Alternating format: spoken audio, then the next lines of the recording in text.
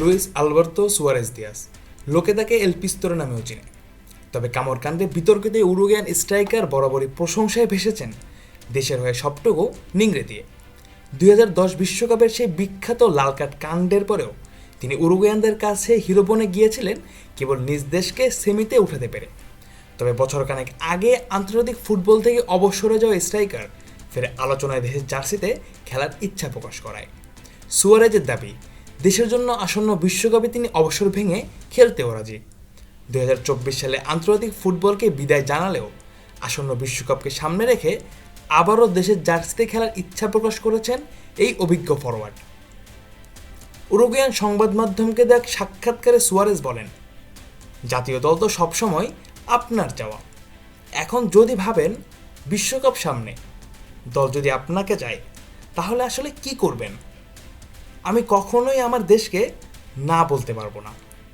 অর্থাৎ তিনি স্পষ্টভাবে জানিয়ে দিয়েছেন, দরকার হলে আবারও জাতীয় দলের জার্সিতে দেখা যেতে পারে তাকে।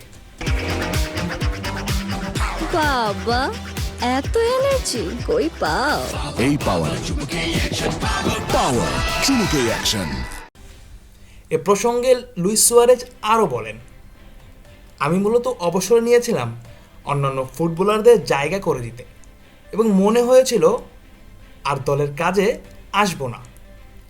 কিন্তু যদি তারা আমাকে চায়, আমি কখনোই না বলবো না। যতদিন আমি খেলেছি ততদিন এটা সম্ভব। 2024 সালে জাতীয় দল থেকে বিদায় নিল এখনও উরুগুয়ের ইতিহাসের সর্বোচ্চ গোলদাতা তিনি। দেশের জার্সিতে 143 ম্যাচ খেলে 69 গোল করেছেন লুইস সুয়ারেজ।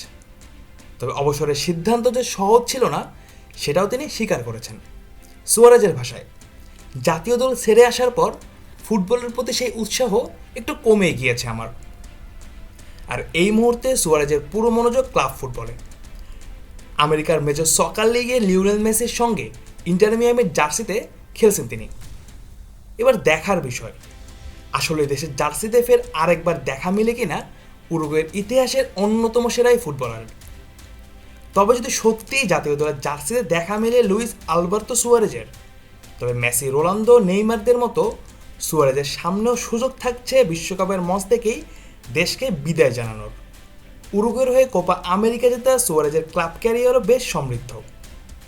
দেখার পালা, শেষটা আসলেই মনের মতো হয় কিনা এই ফুটবলারের। Mujahidul Islam Zahid, on field.